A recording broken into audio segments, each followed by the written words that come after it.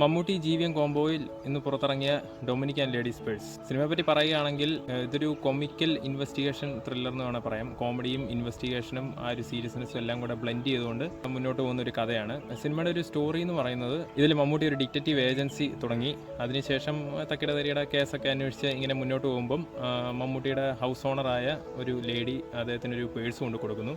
അപ്പോൾ ആ പേഴ്സ് ആരുടെയാണ് എന്താണെന്ന് കണ്ടുപിടിക്കാൻ വേണ്ടി അസൈൻ ചെയ്ത് അങ്ങനെ കണ്ടുപിടിച്ച് കൂടുതൽ വിവരങ്ങൾ ശേഖരിച്ച് മുന്നോട്ട് പോകുന്ന ഒരു ഇൻവെസ്റ്റിഗേഷൻ സ്റ്റോറിയാണ് ഈ സിനിമയുടേത്. പ്രെഡിക്റ്റബിൾ ആയിട്ടുള്ളൊരു സ്റ്റോറി ലൈനാണ് സിനിമയുടെ. ഇപ്പം ഇതിനകത്ത് തന്നെ മമ്മൂട്ടി തന്നെ പറയുന്നൊരു കാര്യമുണ്ട്. അദ്ദേഹം ഏതെങ്കിലും ഒരു ഇൻവെസ്റ്റിഗേഷൻ മൂവി കാണുകയാണെന്നുണ്ടെങ്കിൽ ഒരു സിനിമയുടെ പകുതി ആകുമ്പോൾ തന്നെ അദ്ദേഹത്തിന് അതിൻ്റെ ട്വിസ്റ്റും കാര്യങ്ങളൊക്കെ മനസ്സിലാകും എന്നുള്ളത് അതേ ഫീൽ തന്നെയാണ് നമുക്ക് ഈ സിനിമ കാണുമ്പോഴും കിട്ടുന്നത്. കാരണം ഇതിൻ്റെ ഒരു പകുതി ആകുമ്പോൾ തന്നെ ക്ലൈമാക്സിൽ എന്താണ് നടക്കാൻ പോകുന്നത്, അതിൻ്റെ ട്വിസ്റ്റ് എന്തായിരിക്കും എന്ന് നമുക്ക് ഓൾറെഡി പ്രെഡിക്റ്റ് ചെയ്യാൻ പറ്റുന്നുണ്ട്. അത് സിനിമയുടെ ഏറ്റവും വലിയൊരു നെഗറ്റീവാണ്.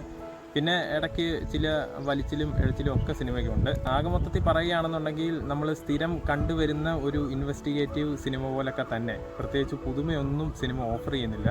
കുറേയൊക്കെ ആക്ഷൻ സീൻസും അൺവാണ്ടഡ് ആയിട്ടുള്ള കുറേ ക്യാരക്ടേഴ്സും പിന്നെ സോങ്സും ഒക്കെ ആയിട്ട് പോകുന്ന ഒരു സിനിമ തന്നെയാണ്. മമ്മൂട്ടിയുടെ ഇപ്പം റീസെൻ്റായിട്ട് റിലീസ് ചെയ്ത സിനിമകൾ വെച്ച് നോക്കുകയാണെന്നുണ്ടെങ്കിൽ ഒരു ബിലോ ആവറേജ് നിലവാരം ഈ സിനിമ നൽകുന്നുള്ളൂ. ആകെ മൊത്തത്തിൽ പറഞ്ഞു കഴിഞ്ഞാൽ ഈ സിനിമ അത്ര നമ്മൾ പ്രതീക്ഷിച്ചതിൻ്റെ ഒരു പകുതി പോലും എഫക്റ്റീവ് ആയില്ല എന്ന് തന്നെ പറയണം. ഇതിൽ നമ്മൾ നോക്കുകയാണെന്നുണ്ടെങ്കിൽ നമ്മൾ സ്ഥിരം കണ്ടുപരിചയമുള്ള ഒരുപാട് ആക്ടേഴ്സ് ഈ സിനിമയിൽ വരുന്നുണ്ടെങ്കിൽ പോലും അവർക്ക് പ്രത്യേകിച്ച് ഒന്നും ചെയ്യാനില്ല. വന്നു പോകുന്നു എന്നുള്ളതല്ല, കുറേ ഡമ്മി റോൾസ് തന്നെ അവർക്ക് കിട്ടിയിരിക്കുന്നത്.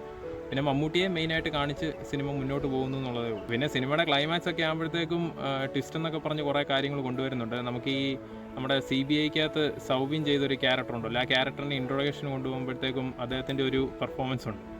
അതുപോലത്തെ പെർഫോമൻസ് കാഴ്ചവെച്ച കുറച്ച് സംഭവങ്ങളൊക്കെ, അതുപോലത്തെ ഒരു വെറൈറ്റി പെർഫോമൻസ് നമുക്ക് ക്ലൈമാക്സിൽ കാണാൻ പറ്റും. അതും സിനിമയുടെ ഏറ്റവും വലിയ നെഗറ്റീവാണ്.